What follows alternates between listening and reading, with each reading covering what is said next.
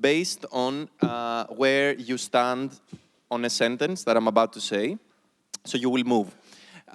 So those of you that think that the energy transition should be propelled by citizens should go towards the level of Lydia, basically. Those of you that think it should be, like, let's say, propelled by governments, so public utilities, public authorities, municipalities, governments should come to the center. And those of you that think it should be like a very Tesla kind of, like companies, private sector kind of thing, can come here, basically to the left.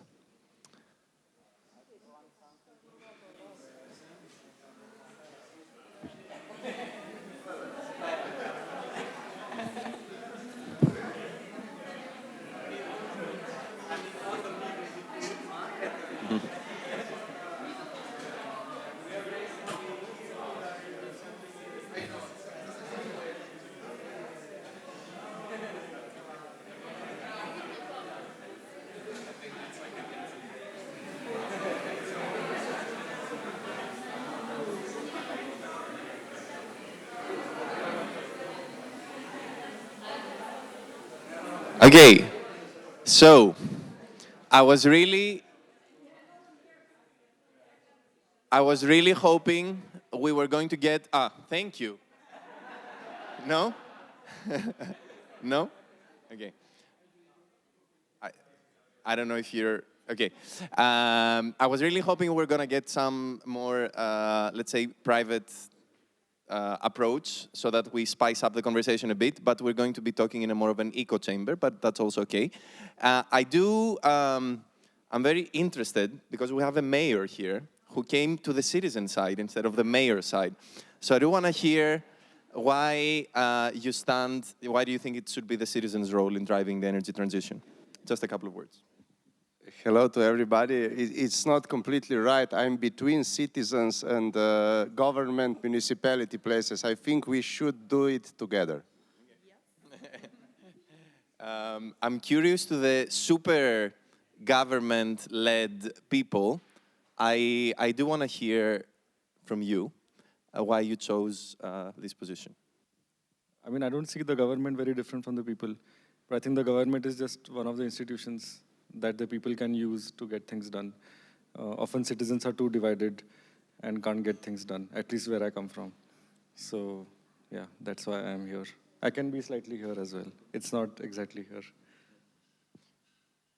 Thank you. That's a good point, and I think it resonates a lot with the previous presentation of like using the public as a space of like change from within and basically empowering the citizens through government. Yeah, I think it's an interesting.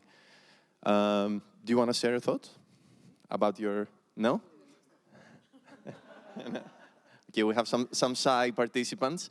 I'm gonna ask you, because you have a very shiny red shirt and you stand out, why did you sit here? Why did I? Yeah, why did you choose this spot? Or you were not here when I said the exercise? Yeah. That's okay. That's okay. Okay, I'm gonna pass it on to one more. So you are at the very, very right, well, not right wing, but right. So do you want to share why you chose this space? Yeah, I have a bit of the opposite experience that when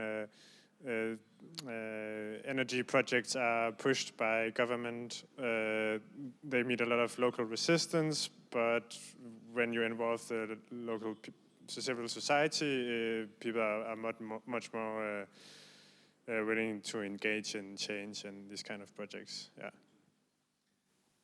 Thank you very much. And I actually learned during the break that 60% of Slovenia is Natura 2000, which means that it's very hard to build a lot of projects, even if it comes from the government or whatever.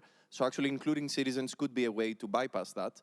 But I think what you have done, that you've used like a rooftop space together with citizens to do a solar project, that can be indeed like a good midpoint.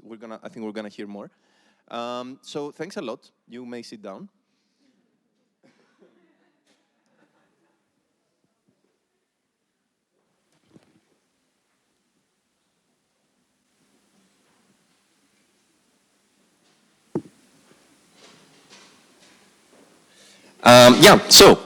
Energy communities as radically realistic. Well, why radically realistic? Because a lot of the things we are talking about for these 2 days, about empowerment and structural change and using the institutions of the state for the citizens, I think they're embodied in energy communities. And through the actual examples that we're going to hear about from all over Europe, I think we're going to see that this is not just theory, that this is something that's already taking place all over Europe, including in Slovenia. We're going to hear more about it afterwards. That was the Energizer. Just 2 quick words about RescuPU. So we are, as Lydia kindly introduced, we are the Renewable Energy Federation, well, Federation of Renewable Energy Communities. We're based in Brussels. We represent over 2,000 energy cooperatives, which in turn represent 2 million EU citizens.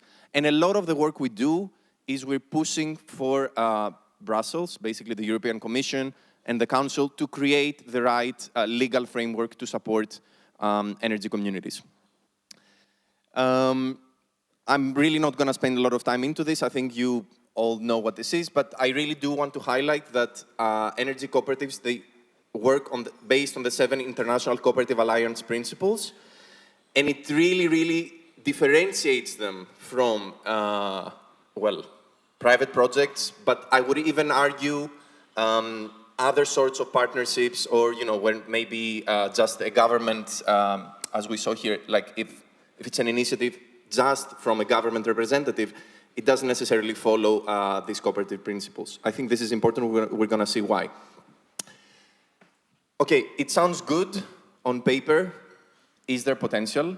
Can citizens actually drive this? Well, in 2016, the Technical University of Delft, they sat down and they crunched the numbers, and actually it's quite impressive. As you can see, by 2050, 1 in 2 Europeans could be producing their own energy, covering 45% of the EU's electricity demand. And that figure rises to 89% if we look at other activities like demand response or electric mobility. So really the potential of citizens to be actively involved in this transition is immense. And this is coming from a study. I'm not just putting it out from my head. And member states, including Slovenia, including Greece, where I'm from, they're legally obliged since 2019 to create an enabling framework that allows for citizens, municipalities, and small businesses to create these collaborative investments. By now, most member states have this. We're going to talk about this in a sec. But the deadline for the transposition has already passed by 3 years. So if your country is not enabling you to share energy, you can sue them. and this is already, there's already some discussions to do this in some countries like Malta and so on. What are the benefits of energy communities? Well, this has also been quantified through studies in France and Germany that showed that local community-owned renewable energy projects gather 2 to 7 times more benefits for local economies over private for-profit projects. Usually, these local renewable energy projects are about local sufficiency, so doing local energy sharing to meet local energy demands, which also leads to price stabilization, right? You're no longer dependent on the market, you're producing your own energy locally, so you don't really have to pay electricity bills. And of course, it is about democratic empowerment. It is really about learning this culture of sitting down and discussing, co-creating, participating in a general assembly, voting. This is why I talked about the cooperatives before, because most energy communities are cooperatives. That's the legal form that they take to be constituted. And to be a cooperative, you need to be democratic. You need to sit down, have a general assembly, have a board of directors. So you relearn a lot of the things that neoliberalism and hyper-individualism has kind of dismantled over the past years. So it is also about this cultural change. And the numbers, again, speak for themselves. We see that 61% of Europeans would be likely to join an energy community if it was set up in their area, whereas 86% of Europeans support new wind and solar projects in their local areas. If they're also somehow they get to participate. And I think this is especially important for Slovenia, again, because it's 60% natural areas. And, it's really hard to find suitable areas without having the trade-off. Or like, where am I going to install the wind turbine? But if it's, it's already being used as a farm or as a protected area, like it has to have a lot of planning and it has to be just. And citizens should benefit from it. It shouldn't just be private developers. But really, I think this is kind of what encapsulates all of these ideas, and I think let's say the main theme of the summer school as well. What is really green? What is really sustainable? How do we make this all work? We've heard about the concept of carbon inequality, right? I mean, we all know what economic inequality is, but have we heard about carbon inequality? Yes, no? Yeah, I'm seeing some nodding. The idea, as you can see from this, I made it work. I hope you're proud of me. It really shows that the richest people are the ones consuming 50% of all CO2 emissions. So just 10% of the richest people, we're talking about a few million people, are consuming 50% of our carbon budget. Whereas the poorest, 90%, consume the other 50%. And I think what we saw with the case of Germany, with the recent heating law, there was a law that was proposed by the coalition government that basically stated that consumers had to shift their gas boilers to heat pumps very, very fast, like in the span of 1 or 2 years. But heat pumps are still quite expensive in Germany, and that created a huge public backlash that largely benefited the extreme far right, the Alternative for Germany. So that really then triggered this like vicious cycle of popularity collapse for the government. And I think this really, together with the farmers' protests, embodies the idea that for the climate and energy transition to succeed, it will have to be participatory. Otherwise, yeah, I think we're going to be seeing a lot of the ghosts of Europe's political past coming back to haunt us. And I loved what Lydia said earlier, because she said green and then said, but yeah, let's see how we also make it red. I do want to say that indeed, all of this discussion that's happening, that there is a green loss and European citizens no longer support the Green Deal, that's fake. We had a barometer, an EU-wide survey that happens from the EU Commission during May this year, and we saw that 80% of Europeans still agree on strong climate action, but again, the element that will define its success will be distributive justice. And this is the point that I want to make here and link it back to energy communities, that we've been seeing the past 2 years, private electricity suppliers all over Europe are making obscene profits off the back of the crisis that was caused by the Russian invasion of Ukraine. But that's largely an alibi. It's really, just really making profits off of people's heads. But the key, let's say, outlier in this case are cooperative suppliers, like EcoPower. It's the largest, one of the largest energy communities in Europe, the largest one in Belgium as well. It has over 60,000 members. And as you can see, it managed to weather through the entire 2 years of the energy crisis by keeping its prices consistently lower than for-profit suppliers in Belgium.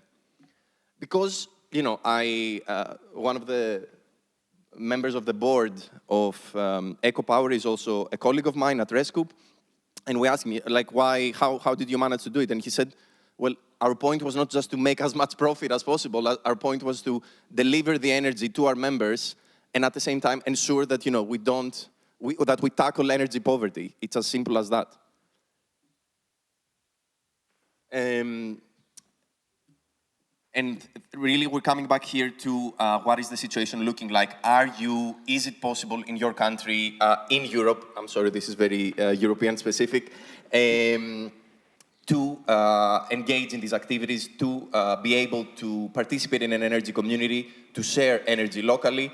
I'm not going to get in a lot of details, but we have this very useful tool in the Rescoop EU website. It's called the Transposition Tracker. and it looks at how each member state is doing in this process, in both creating a legal form for energy communities, but also for setting enabling conditions, like the right to share energy locally, financial incentives, information and awareness raising campaigns, all sorts of elements that constitute an enabling framework. Slovenia is kind of in between, I would say. It's not bad, it's not great. It's getting there. But let's see some concrete activities, like what do citizen energy cooperatives do? We heard about EcoPower, the largest producer and supplier in Belgium. There's Enercoup in France, there's Somenergia in Spain, and they're all quite large. And they debunk this idea that an energy community should just be a couple of hippies doing their thing in their local neighborhood. It really can reach very large scales. Well, there's collective self-consumption, which is the case in Greece. It's very similar to what you had here with energy sharing in Slovenia, but it also changed recently. But basically, you do a collective project, let's say a solar project, and then the energy that you produce is metered with your consumption at your house. It's a very straightforward model, pays back very fast, it's very attractive. And in fact, as I said, to not just stick in theory, just this February, the first energy communities in Greece that were using this model have started receiving negative electricity bills. It was a monumental, let's say, moment for us, a milestone of finally seeing the practical results of energy democracy, all these things we have been preaching for so many years. We're now seeing the numbers, and I think that's really quite moving for us. But it's not just, let's say, electricity. There's also car sharing. Again, in Belgium, there's Partago. It's a cooperative composed of hundreds of citizens together with some municipal workers. They're sharing a fleet of electric cars through a digital platform. There's housing retrofits. I think a very big elephant in the room is the energy that buildings consume, especially for heating and cooling. A lot of the energy we consume, I think about 40% of emissions comes from our buildings. So I think it is something we need to look at more and more, including through energy communities. And there's this great example from Ireland called Energy Communities Tipperary Cooperative. And it's basically like a one-stop shop where citizens, members of the local community can just walk in and get all the information they need through a trusted community partner about how to renovate their houses, how to access public funding, what type of materials are more eco-friendly, and so on. And as you can see from the numbers down here, they've really managed to have a very large and significant impact. But where's the money for all of this? I think this is also something that sometimes we tend to ask ourselves. So this is another piece of work that we have been doing as Rescoup, mapping to what extent member states are using public funds, such as cohesion funds and the recovery and resilience funds, to support energy communities. I'm not going to stay too much into this nerdy stuff, but I will say that I don't know how many of you have heard about Repower EU. Yeah, some slight nods, some confusion. But basically, it's these plans that member states created after the COVID pandemic to reboot their economies.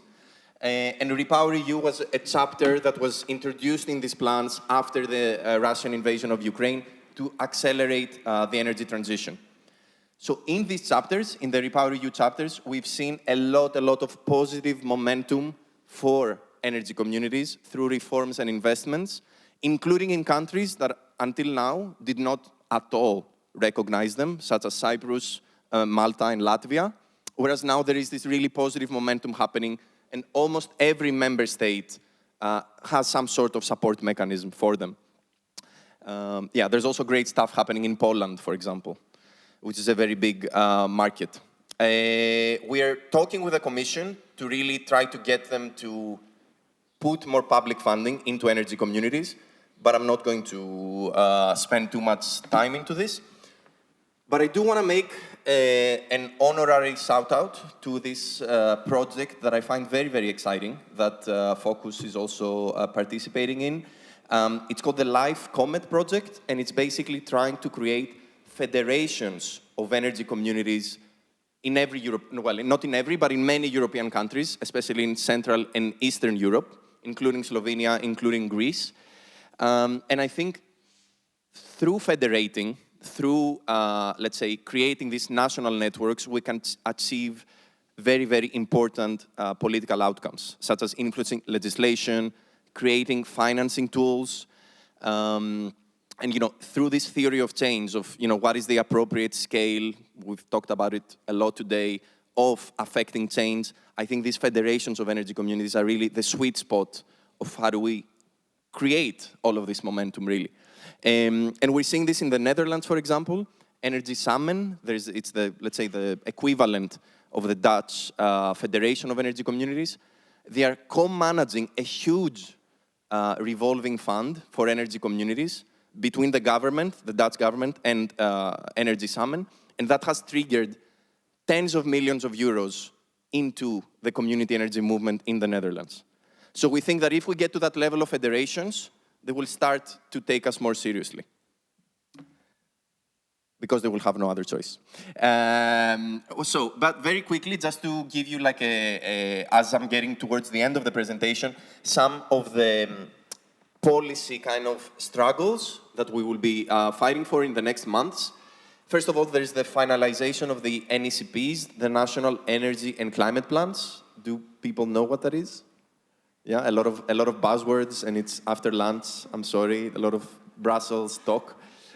Basically, these are kind of the 10-year strategy roadmaps that all countries, European countries, are creating to meet their energy and climate targets until 2030.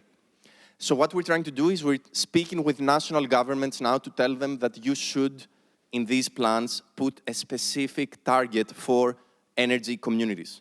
So you shouldn't say that by 2030, 40% of my energy should be renewable. Okay, that's great, but 10% of that should be actually exclusively coming from citizens. That's what we're trying to do. And I think also somehow successfully in Slovenia as well. That was very nice to hear. And another thing that was mentioned, I think today, is the Social Climate Fund. Again, a lot of people don't know about this, but the good news is that it's right now being created. So if you're a policy nerd, like I am, you really should pay attention. Because what's going to happen is that the carbon market is going to be expanded from electricity to buildings and transport from 2027. This in practice means that from 2027, we're going to be taxed more for gasoline, so to drive our cars, and for oil and gas to heat our homes. It's a good idea because it disincentivizes you from, using fossil fuels. But a lot of people don't have a choice. Not all of us can buy an electric car or use public transport. So to avoid the regressive effect that this might have on vulnerable households, the EU created this, very small in my opinion, but anyway, 80 billion fund called the Social Climate Fund. And the idea is that the revenues from this carbon tax will go into this fund and support households with switching to electric mobility, renovating their houses, and so on. So another thing we're trying to do is we're speaking with national ministries that are creating these national social climate plans that are going to detail how the money will be used from this carbon market. We're going to them and telling them, you should also support energy communities because they're at a good footing to speak with vulnerable households of the local community, to create local energy sharing projects, to really help people escape from energy poverty. So yeah, maybe a lot of time on policy, and I don't know how much people are interested, but as I said, to keep you awake, and before I pass it on to our next speaker, I do want to lift you up one more time, and I do want to ask you if you think energy communities are enough, if I've managed to convince you. Personally, and I don't want to affect the outcome of the conversation too much, I don't think they're enough by themselves. I think they're a very good start. Someone talked about civil disobedience. I completely agree. I think we absolutely need to get out into the street. I think we absolutely need to get involved more with elections processes, at the local level, regional, national, EU. There was a very big abstention at this year's European elections, and I think that favored especially the right and the far right, which are super against all of the things we're discussing here. So I think we need to take that a bit more personally. So yeah, we need to make trouble. We need to take it, the personal is political. But with that, I do want to ask you indeed to get up one more time and really position yourselves in the room. If you think that energy communities are absolutely enough and you're a huge fan, I invite you to go there, again, around Lydia. You can talk to her about your ideas. If you're kind of on the fence, you're kind of like, okay, it's good, but I'm not really sure, you can stay here in the middle. And if you're super against, because you think it's like a Trojan horse for neoliberalism, you can come here to the left.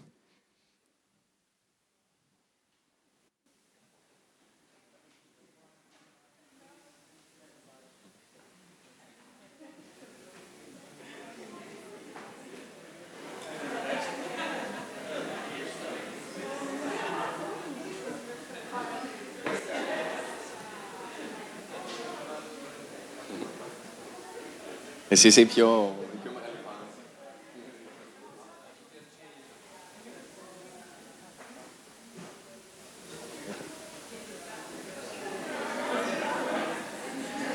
Okay, I clearly did not manage to convince you enough. So I think that's kind of like a rating about my presentational skills, but that's okay. But I do want to...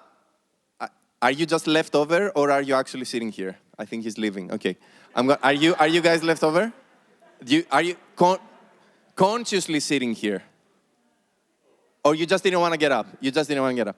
Okay. But do you wanna share your thoughts? No? Again, no? Okay.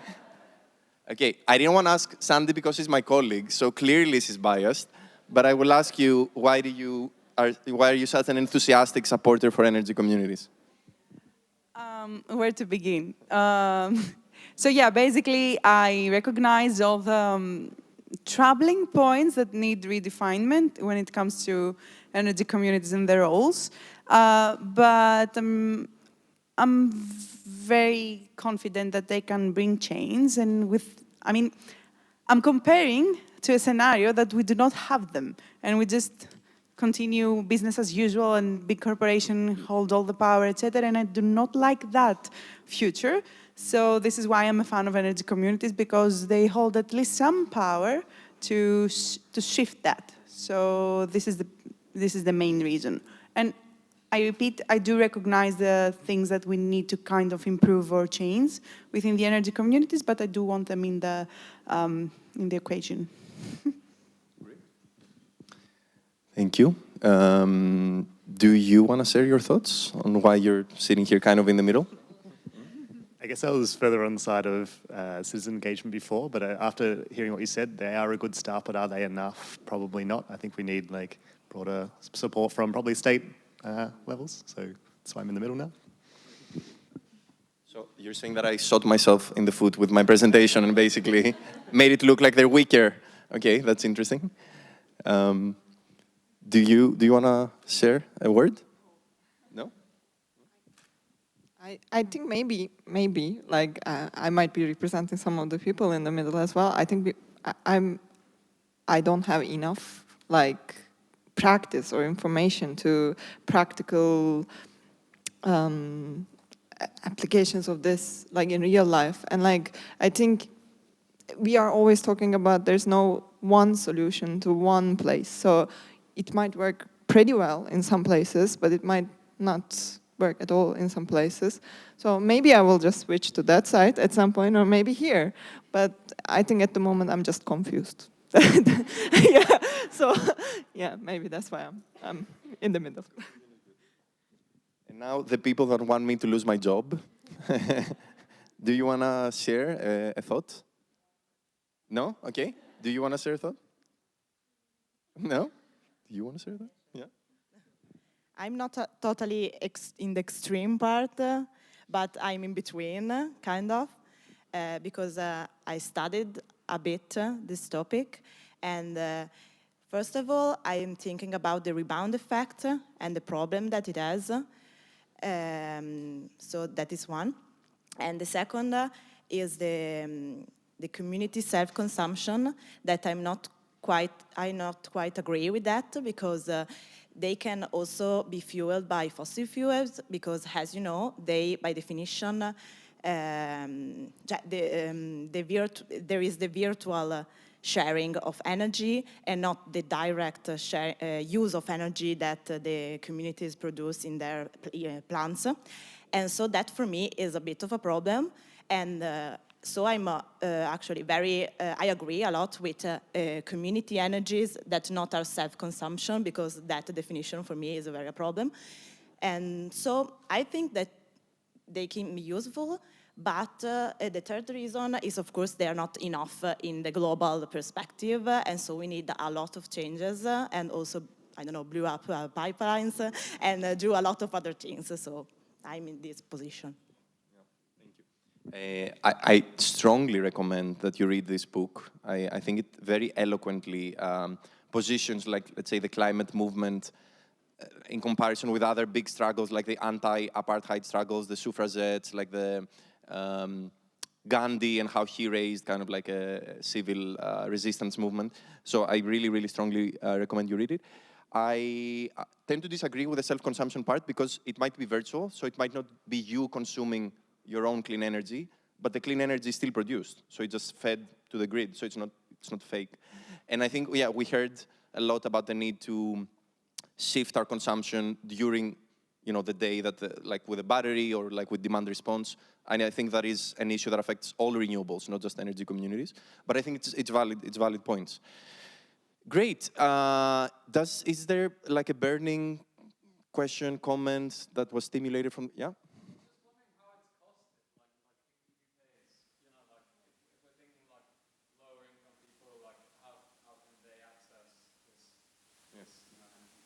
Did everyone hear that? Yeah? Maybe for the translators. Okay, yeah. Can you repeat?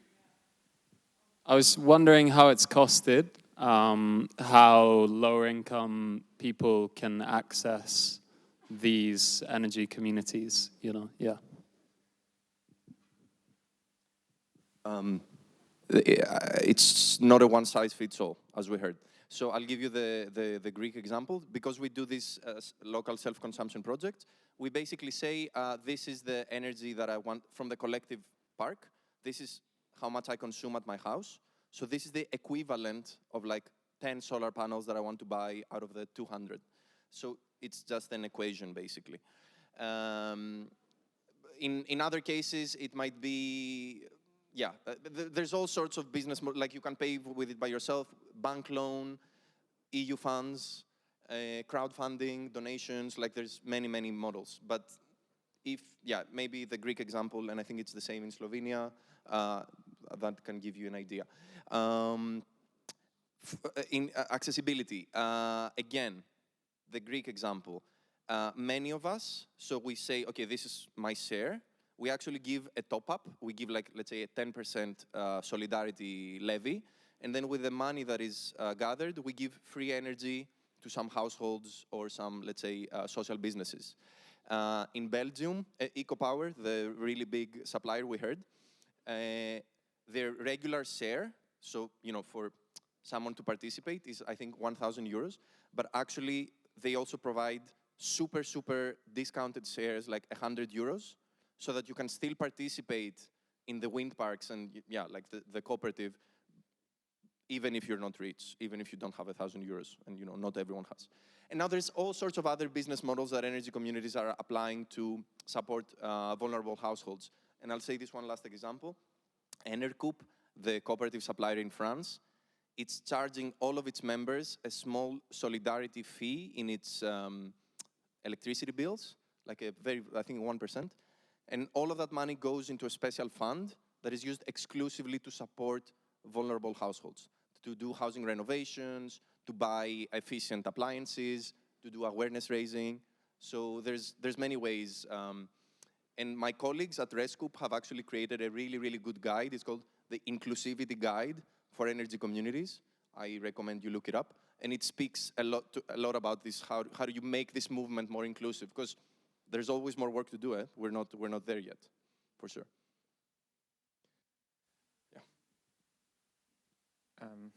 Yeah, thanks. I just wanted to complicate a little bit what you presented at the start about inequalities in emissions, like, you know, the top 50% produce however many emissions. And I think it's obviously like an important point from the, I don't want to be standing up. I think it's an important point from the point of view of like climate justice or whatever, but no one consumes energy or produces in a vacuum.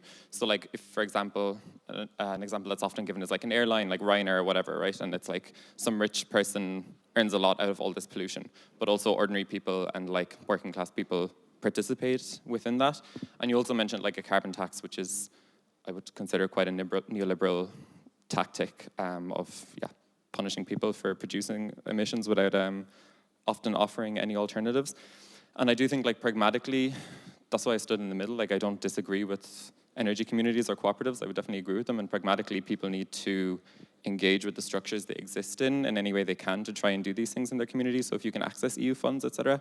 But I struggle a little bit with looking at those examples without and like completely disconnecting them from the broader like capitalist structures that exist that are going to always constrain any of these things becoming scalable. And I mean, the EU is extremely implicated in reinforcing all those structures. So it's a little bit tricky, I think, to, I think not be critical about that at the same time, if that makes sense. Yeah, I wouldn't necessarily take such a black and white view of the role of the EU in promoting or not promoting neoliberalism. I think it's a very big conversation, and I think the EU is its member states. And you know, you have more left-wing ones, like Spain, and you have like full-on right-wing kleptocracy, like, I don't know, Hungary. So I think it's a really it's a very mixed picture, in my opinion. As opposed, what you said about engaging with the structures, I agree. I don't think energy communities should be islands that, you know, okay, we produced our own energy, you know, our hands are clean, we've done our job. I think we should engage with the wider structures, like with utility, like, you know, ensure utilities are under public control, speak to the syndicates and the, you know, and the, the coal plants, you know, the workers there, the unions. And I think that's work that we're not doing enough. I agree. And that's why I really wanted to speak to the previous speaker. I hope she hasn't left. Because I think these two worlds should come together and not antagonize each other for sure. I think they're part of the same coin. But with that in mind, how does all of that look like in practice? Sorry, I had one more. Actually, that's great that you just started that conversation, because this was my last slide, that I think at the end of the day, a shift to renewables is not enough. We need a new political economy. We need to move beyond growth. We need new structures that challenge the whole idea of a constantly growing economy. And we need more democracy in our everyday lives, through citizen assemblies, through energy communities. We need more participatory decision-making, for sure. And if I can add one more thing to your list of to read, it's this article. For me, it has been foundational in how I see the energy and the climate transition. And I'm just going to read this quote. There is an infinity of worlds in which the Green New Deal fails. A million President Sanderses, or with more urgency, Ocasio-Cortezes presiding over the disaster. I think we should always be critical. We should always, look for the systemic solutions, for sure. And that's it from me. I'm going to pass it on to the next speaker, so we actually hear more practically how such a, all of these things could work, including in our backyard.